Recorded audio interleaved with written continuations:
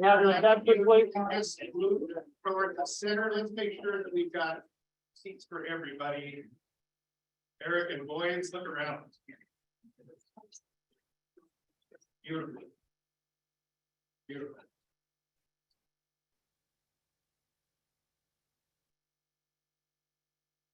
Let's start today's service with a short prayer, if you will. Bow your heads. Father in heaven, we thank you for this day that you've set aside to celebrate the life of Kim, Lord. We're grateful in knowing that we can lean into you for your love, your care, your peace as we walk these difficult days. Lord, in the silence of this hour, speak to us of eternal things. That through patience and comfort of the scriptures, we may have hope and be lifted above our darkness into the light and peace found only in Jesus Christ our Lord. I ask for your presence in this service as we speak of the blessings you have provided to so many through Kim's life. Amen. Well, good morning. Welcome. It's wonderful to have you here. My name is Jamie Wisely, and I'm a friend of the family. I've had the privilege of being with them for many, many years. And I count this a privilege to be a part of this today's celebration of life. And I say that celebration because that's what today is about. Our hearts are heavy. I understand that. My heart is heavy. But today we can celebrate what God gave us for all of these years in the life of Kim Laurie. So this isn't going to be me speaking the entire time, and I don't have a whole script to be able to read to you. I'm a facilitator to bring together those who have memories and remembrances. And that's what today is about, for us to celebrate. I know that's what Kim wanted to. For those of you that are online and we're live streaming to you, we welcome you as well. We're happy that you're here. It is a full house. And I know online it is a full house as well. So we're grateful for that. It's nice to see so many people. And so many people that were able to make the time to come and to spend time with Eric and Luke and Zach and the broader family. While our hearts are heavy, we encourage you and one another to reflect on Kim's life. To support Eric and Luke and Zach and the broader family, while we thank God for the season of life that Kim was here with us. There's not a lot of words that it can explain why somebody so young would be taken from us. But the one thing that we do know is that God is sovereign. And in his sovereignty, we know that his plans are greater than our plans. We can trust that. So as we think about today and we reflect on today, let's keep that in mind. There's much to celebrate, and I know we'll all be encouraged by the stories that will be told. As I was preparing for today's service, one of the things I came across was a quote from a TV and radio personality. Her name is Lisa Gibbons. Maybe some of you remember Lisa Gibbons. And I think it sets the stage for today's service. She said this: "The way we get to live forever is through memories stored in the hearts and souls of those whose lives we touch. That's our soul print." I love that. That's our soul print. It's our comfort, our emotional nourishment at the end of the day and at the end of a life. How wonderful that they are called up at will and savored randomly. It seems to me we should spend our lives in a cautious state of creating these meaningful moments that live on. And she ends by saying, memories matter.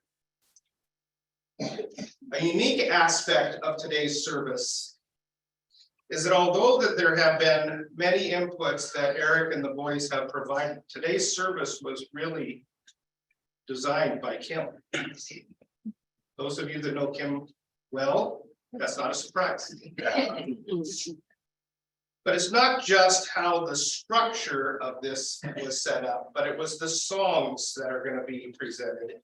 It was those who are going to be speaking today. She asked for those names by name. So in so many ways, Kim is still with us. as this service is a reflection of her design for today's celebration. So I'd like to start out by celebrating with song. I'm going to ask our singers to step forward, and they will be singing the song "I Can Only Imagine."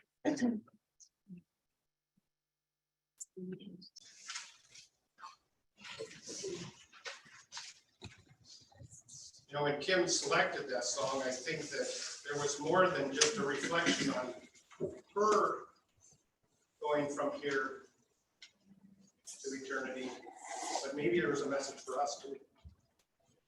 I can only imagine what that time will look like.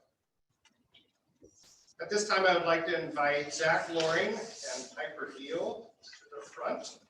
They have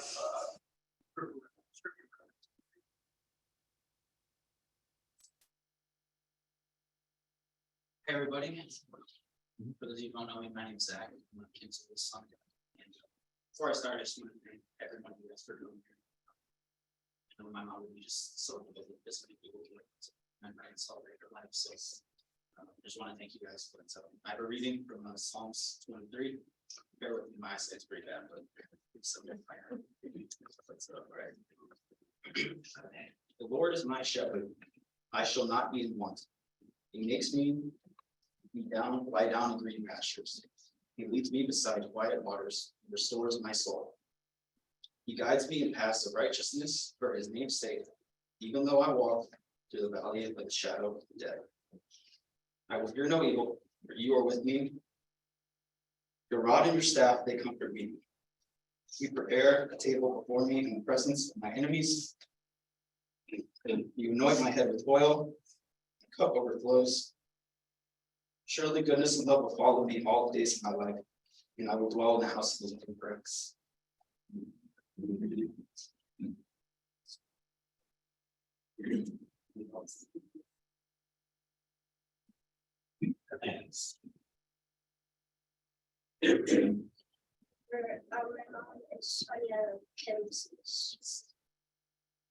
Jesus said, "Do not let your heart be troubled.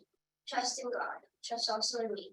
In my Father's house are many rooms. If it were not so, I would have told you.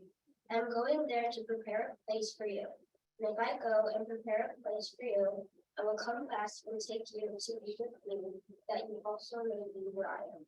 You know the way to the place where I am."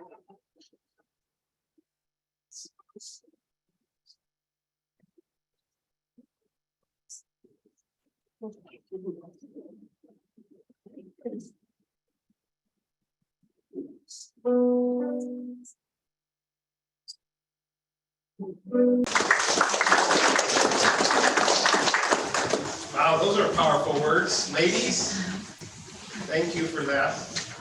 As you can imagine, they didn't have a whole lot of time to put things together. That was fantastic. I love the words and the phrase in there, angels come down from heaven just to help us on our way. And I think that's exactly what we have experienced. At this time, I would like to invite Michelle Ballard-Sunder to come forward. She's going to read the obituary, and she also has some remembrances.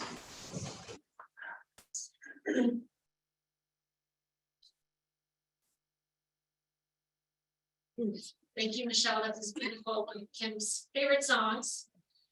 I'm Michelle Ballard-Sunder, and I'm a really good friend of Kim's. And I've been asked to read this beautiful obituary that Zach and Luke wrote for their mom. And I've added a few stories and memories from myself and some of her closest friends. So I'm gonna read that now. Kimberly Jo Loring was a loving wife, mother, a sister, a daughter, an aunt, and a friend to many. This is evidenced by standing room only here, those watching online at home, and the fact that we had to get a bigger venue to have the service, the reception this afternoon. So she was always there for those that she loved and was fiercely loyal. Nothing brought a smile to her face faster than giving her an opportunity to talk about her boys. Kim loved being there for all of Zach and Luke's athletic activities, from soccer to baseball. She was always their #1 fan. And no matter the outcome, she was so very proud of all their accomplishments. In fact, that's how I met Kim. It was a blustery, cold Minnesota day in May on Mother's Day. And I sat next to a gal with her Laker coat on, and we started talking, and our relationship started back on the diamond that day. Little did we know that day that it would be a catalyst for a string of memories that we will never forget. We had safety meetings before baseball games, which really was an excuse to have a drink and talk about the coaching and whatnot. We had an Ames, Iowa pub crawl, which none of us will ever really forget. There were stories about tattoos, car washes, and broken toilets. At that time, we didn't know we were making core memories, but they will forever stay with us. Kim was firm, yet empathetic, and always had a smile on her face. Kim had that gift of gab, as we all know, could talk to anybody, and made friends wherever she went. As you can see, so many friends are here.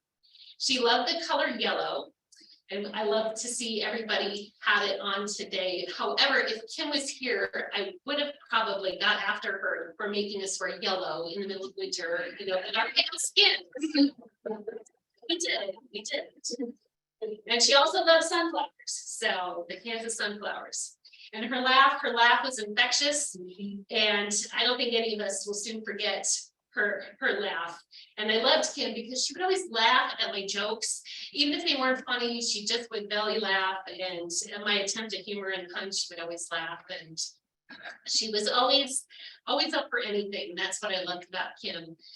She had this let's do it attitude, right? Like, let's go. So she was the first friend I'd call and say, hey, do you want to do this? She's like, yeah, I'm in, let's go, let's do it. She never said no. And she was always the first one to say yes to any plans that involved fun. She loved attending parties and was always creative with her Halloween costumes, dressing as Average Joe's dodgeball team member and crazy cousin Eddie and Catherine from Christmas Vacation. They dressed as vampires and rock stars and had a great time dressing up and going to Halloween parties. Kim also enjoyed traveling and going on trips with family and friends. Some of the most memorable trips were the Dominican Republic, Phoenix, Fort Worth, Texas, Ames, Iowa, Chase on the Lake, going to UND, Kansas, Myrtle Beach, Florida, San Francisco, Nashville, Jamaica, Wrigley Stadium, Puerto Vallarta, Cancun, and Cozumel, to name a few. So she was able to have the love of travel. She also enjoyed spending a summer day on the lake, except the time when the whole Loring family went out on a leisurely boat ride. As Kim would tell the story, apparently, I won't name names, but one of the boys had previously taken the boat out and broken the ladder. So they went out on the boat, and let's just say no ladder and bladder do not go together. So Kim had to go to the bathroom and had to jump in the lake to go. Well, the ladder was broken and she didn't know it. She couldn't get back into the boat. So the boys and Eric are laughing so hard because they're trying to get her up and she couldn't get up onto the boat. So she had to swim over to an island. The waves and busy looking weekend and to get back into the boat. Now, Kim really told that story a lot better than I can tell it, but I kind of wish I was there just to see that whole situation. She was a great storyteller. She was able to tell a story and keep us enthralled, and then she also loved listening to stories from others.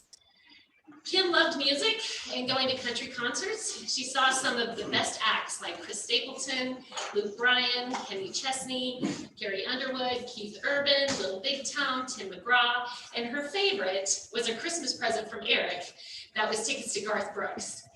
And Eric, I guess that makes up for the time when we went to the Luke Bryan concert and you parked so far that we had to walk in our boots, and me and Kim and Debbie, we all got blisters and we were really mad at you for that. I guess the Garth Brooks tickets makes up for that. Kim also loved going to the Prior Lake Music Fest, Dan Patch Days, Summer Jam, Rockin' on the Reeds, V-Fest, whatever it was, Kim was up for it, especially if it involved country music.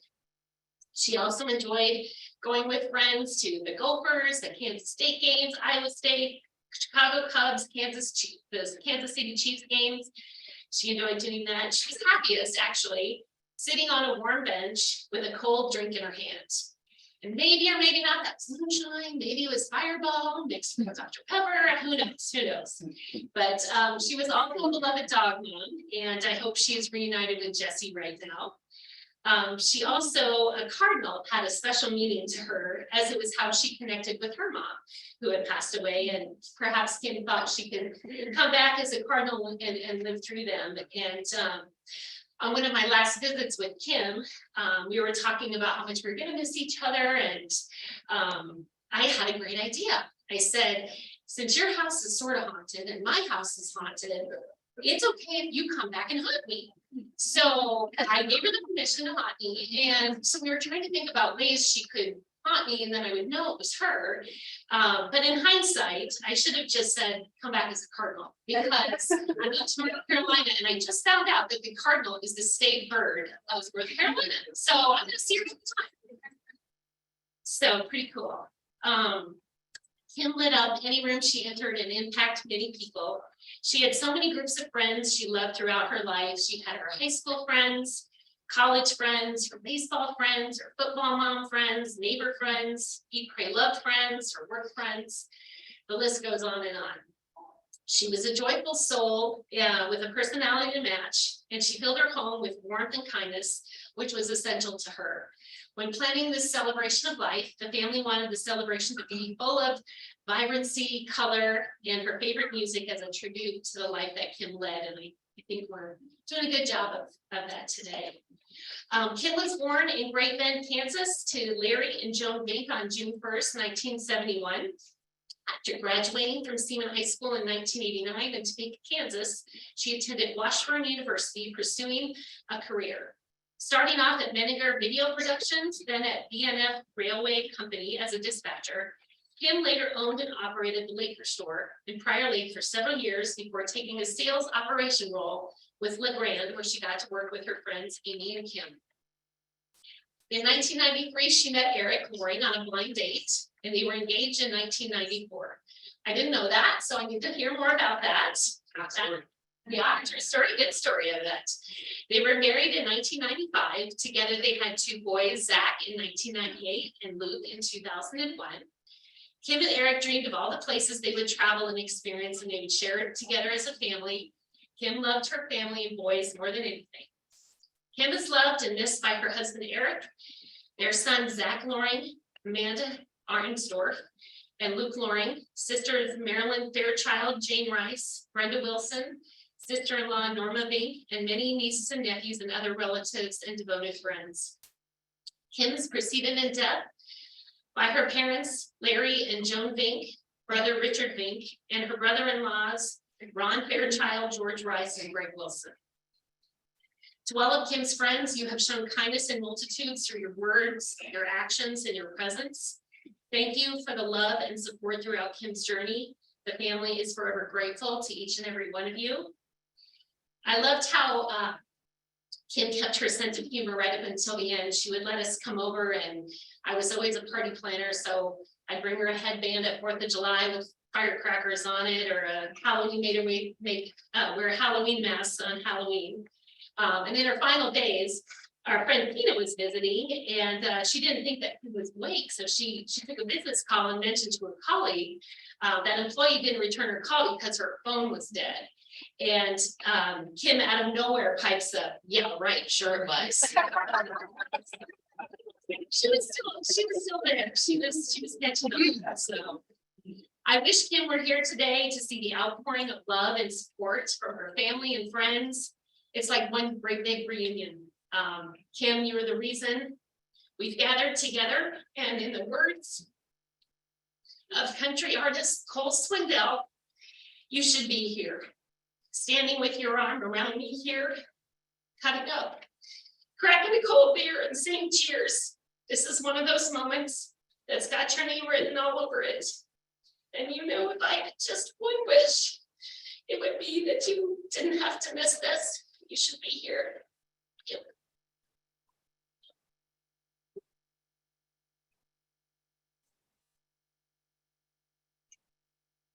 Wow.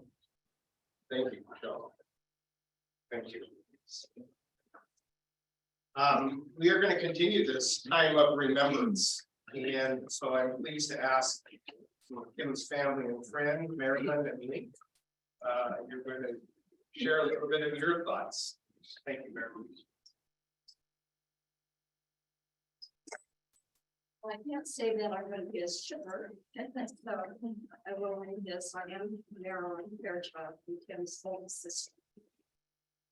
And I know seeing all the yellow in here, she would just be so very, very pleased.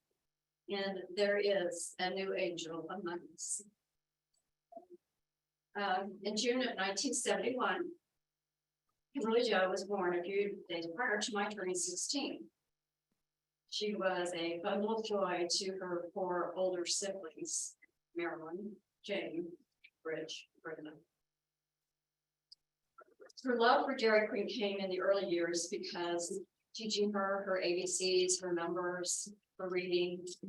We always took her to the Dairy Queen at the end of the week. It was a great incentive for her learning. Apparently, there was a time that Tanya, her niece, who is more like her sister, would come and visit. And Kim might go out for the night, but she'd come back in and she'd wake Tanya up. And they'd go in the kitchen and fix nachos. But they didn't use Velveeta cheese. They used ham cheese soup.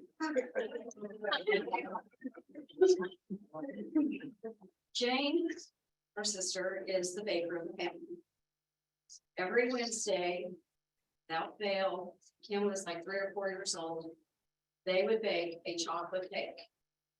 Now, Dad always said our cakes were dry, but I don't think he ever complained about Jane and Kim's cake. Now, Kim and I were to make a chocolate pie this summer. It was supposed to be made with Hershey bars, and it was a no-bake pie. So Jane was proven again, she's the baker of the family because we failed at making this pie. It would ended up being more like fudge than it was a pie. So. Kim, when she was little, she would beg Jane to take her riding in her Mustang. We lived in a small town and we drag Main Street. And so Jane would get her in the car, and so you're going back and forth, and every time there was this one guy that she would come and pass, Kim would get up in the windshield and she'd put 2 thumbs up. And she'd only do it for Hank, but he drove a yellow El Camino.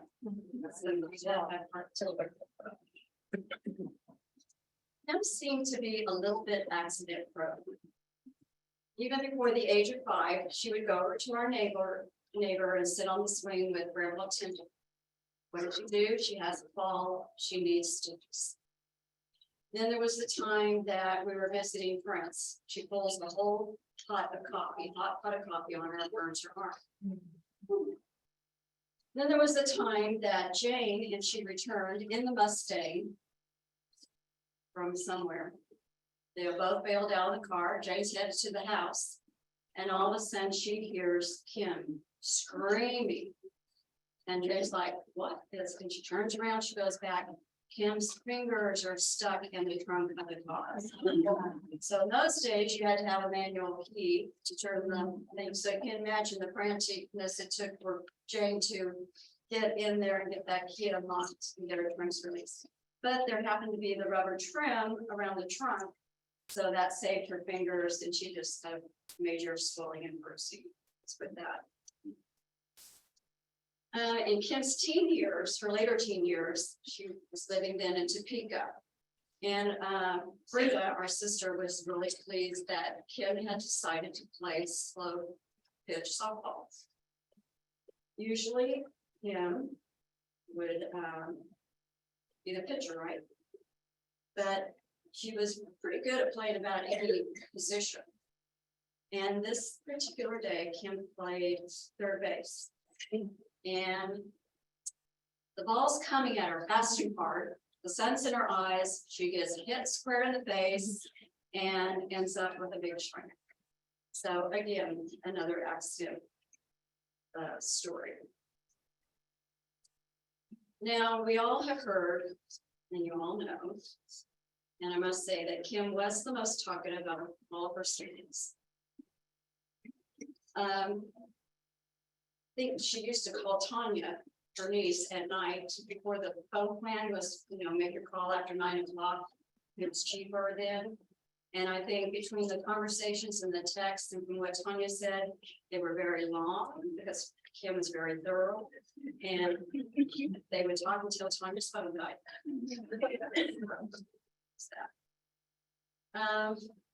Also, another appreciation of Kim's being so talkative, and I have to say, I did appreciate her smarts. But this might be part of why Brenda has stayed out all night, one night. And she's sneaking in the house the next morning. And who happens to be sitting in front of the TV, little Kim, watching cartoons. First thing comes out of Kim's mouth, I'm gonna tell mom and dad. So as she was threatening, Brenda had to come up with a bribe. So she promised Kim she would take her to the lake sometime soon. Kim has swore that she's not been to that lake yet.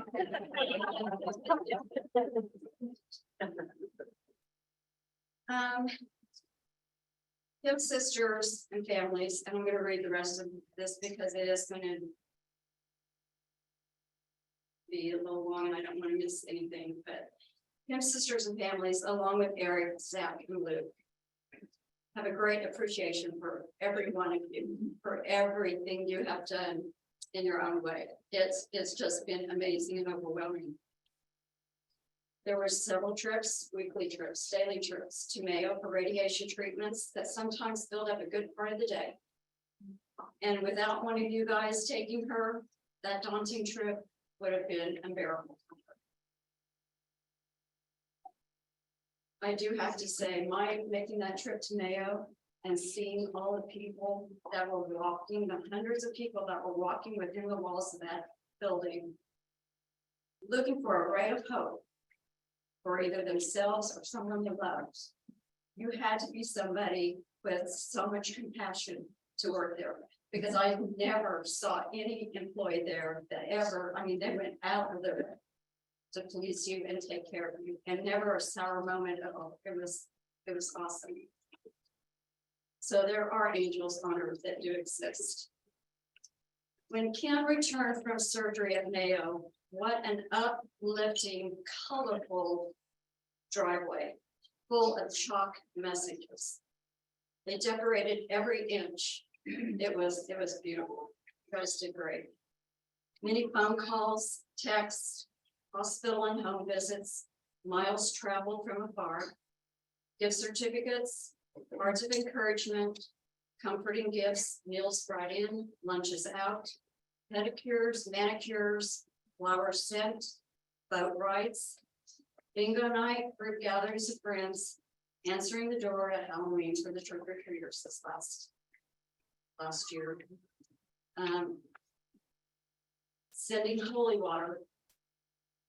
My aunt sent her holy water, and Eric sprinkled it on the bed every night, and it was such a comfort to Kim. I think it made a big difference to her. Sitting with Kim while Eric had his own appointments or was just in need of some R&R. Kindness of others unknown. Someone came and cleaned his driveway off in the middle of the morning, like 2:30 in the morning, and we didn't even know who he was. And for there being an old neighbor, a good friend that came late at night when Eric needed someone the most. And this was after Kim's journey with cancer had come to a close. And thank you for the friends that have put the picture boards together and the music and all of the food. There's friends that are doing the food for our luncheon today and decorated that as well. This is a first round fight. Awesome. Awesomeness. If Kim could have, she would have written each one of you a personal note for all of the love and the support that you gave her. But it would have been a full-time job. There's no way she could have kept up. And although Okay, so. In Kim's journey these last 18 months, you gave her some normalcy that she wasn't getting through the day. You made her day brighter. And you made it go a little bit smoother for family. And so we appreciate that so very much. What would families do without hospice? Thank you to Chris, the nurse Chris, Chaplain Rachel, the massage and music therapist. And then she had a personal caregiver. Her name was Jane as well. As her sister's name is Jane. But this Jane not only fixed Kim's hair professionally, because she used to do hair. We also found out, Eric found out that she could sing like Patsy Cline. So that's good. Jack, I don't know if Jack is here that made the urn. I don't know if he's been here or not, but Jack offered to create this beautiful enduring urn for Kim, and she was so appreciative and so honored. And so she got to see what it looked like before she passed away, and it depicts her love of faith and sunflowers. He did a very good job. Thank you. Most wedding vows state,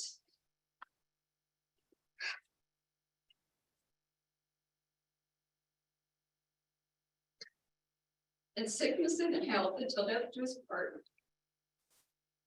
Eric, you showed so much love and care for your wife, your best friend, our sister.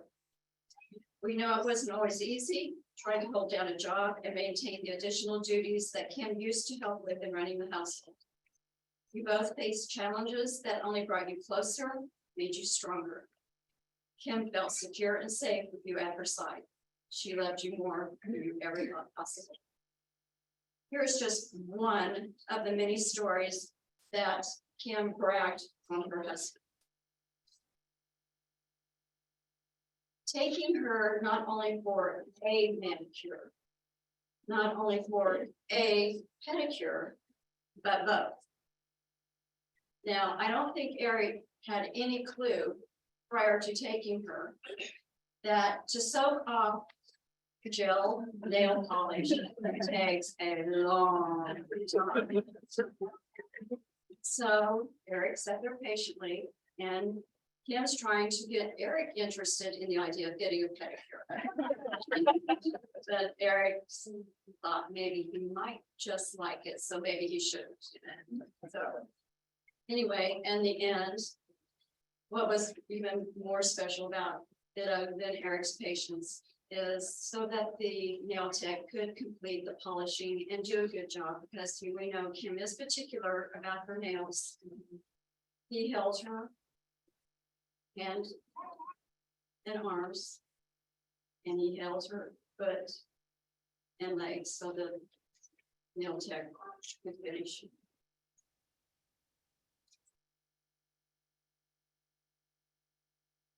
Kim was somewhat concerned when Zach moved to Arizona. She was happy for him and knowing he would be getting a new job soon, yet she knew with her diagnosis, the miles apart would keep her from seeing him as much. They were very tight, and Zach was a doting son. She knew she was going to miss him dearly, but thankful to technology, FaceTiming became their frequent times together. That Luke stepped right in and did whatever needed to make his mom's days better, whether it be a foot massage with lots of lotion, taking her out to lunch in a movie. And apparently, did you take her to Top Gun twice? She said she saw it. She said she cried through the first time.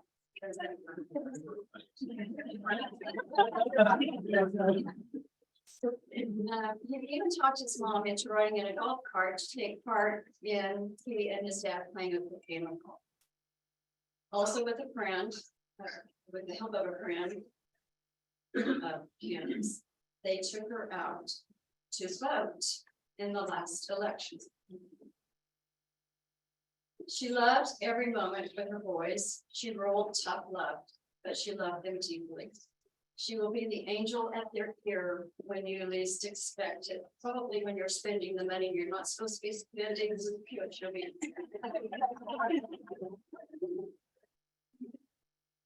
Kim was diagnosed June of 2021. There was only one doctor that was willing to operate and give her a fighting chance.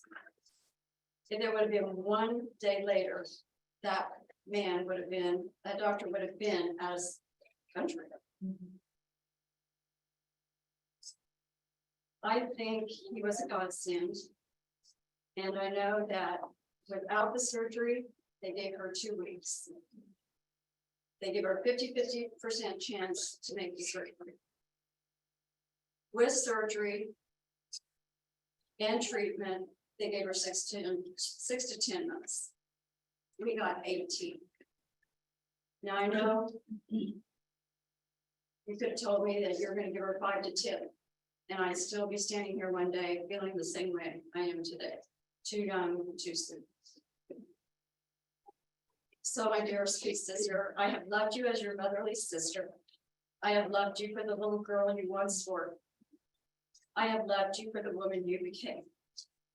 Kim lived a model the last 18 months. I want to be like a sunflower, so even on the darkest days, I will stand tall and find the sunlight. And she did. Her smile changed the world around her, but the world didn't change her smile. God took him home December 30th, 2022, close to almost a year of our brother Rich passing January of 2022. In our lifetimes, all of us are going to go through this, and it sucks, and so does cancer. That Kim loves all of you. I feel the love in this room, that we as a family also recognize your loss. And we appreciate your coming today and celebrating her life.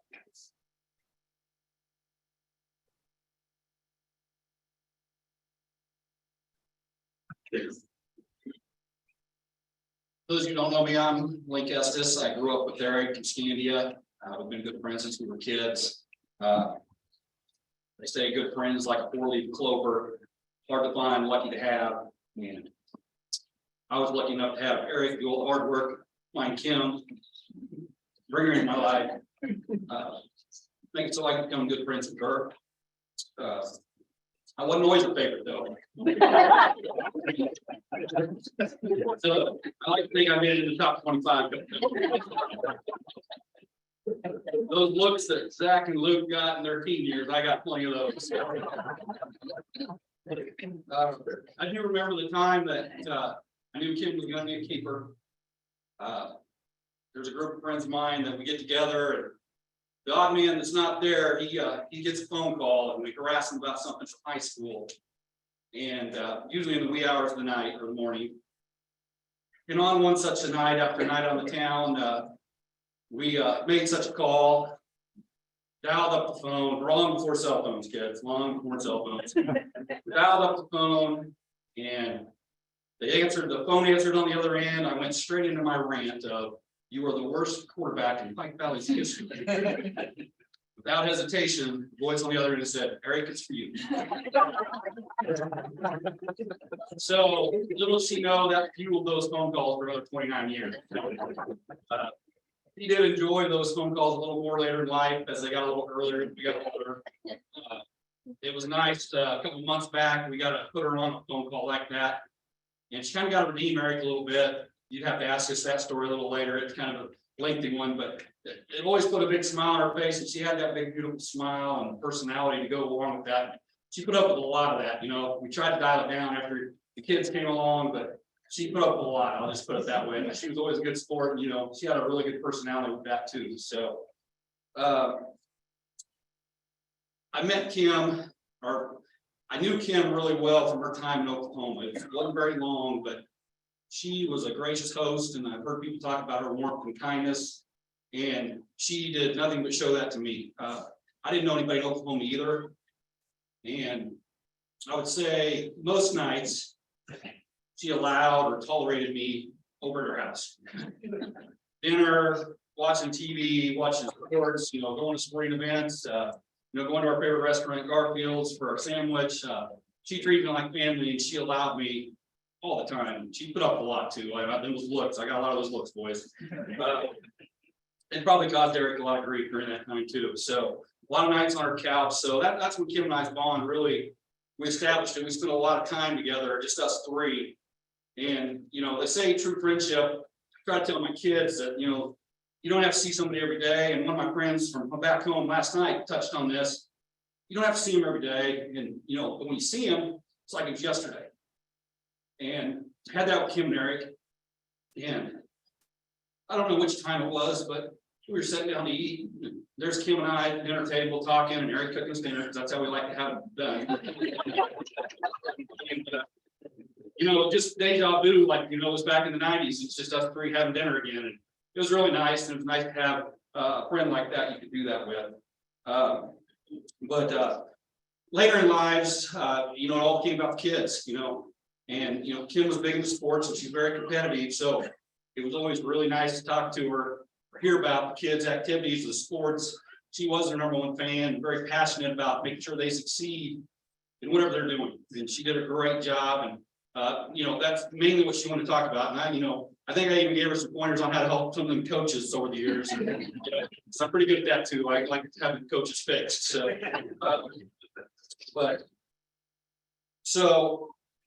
I talked with Kim in the last 18 months at some point about that. That was probably the hardest thing for Kim, was not being able to be there for the kids, not being able to be with the boys. And Zach moved to Phoenix. And, I tried to assure her that she did such a good job, it's not going to matter.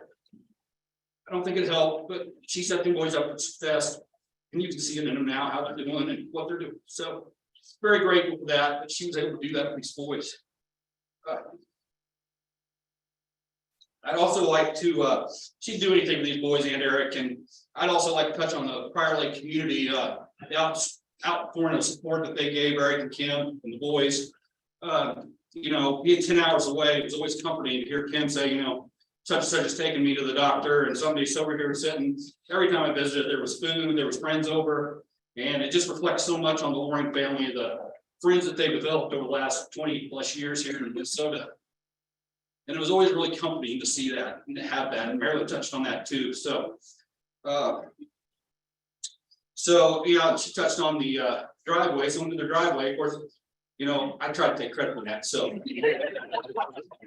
didn't want to have any of it, but I tried to sell it pretty hard, so I can do that. So I tell a nice story.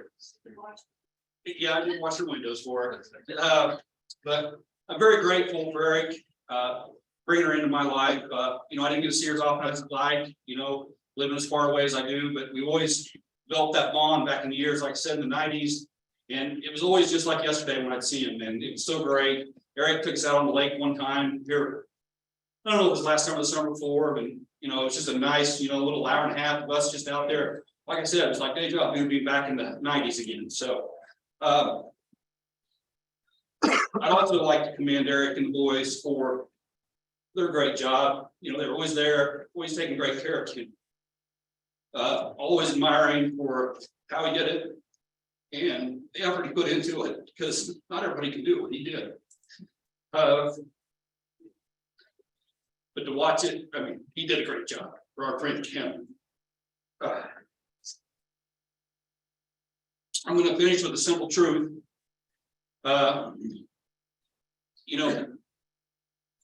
We'll always love Kim. We'll always have her in our heart. We'll always see him through these boys. Kim was a great friend, a better wife, the best mom you could ever ask for. I'll miss my friend Kim.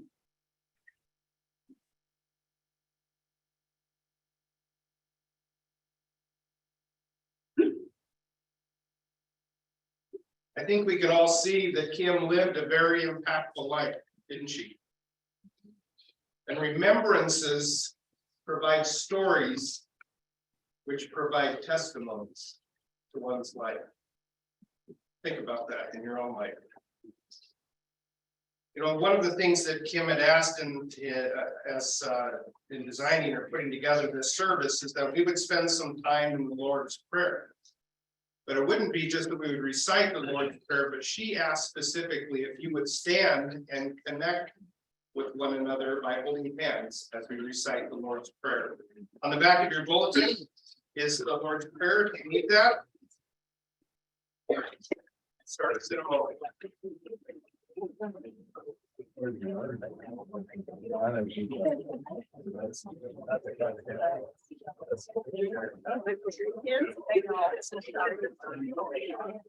Let's start. Our Father, who art in heaven, hallowed be thy name. Thy kingdom come, thy will be done. Give us this day our daily bread. We tell us to trespass against us, and lead us not into temptation, but deliver us from evil. And the glory. You may have a seat.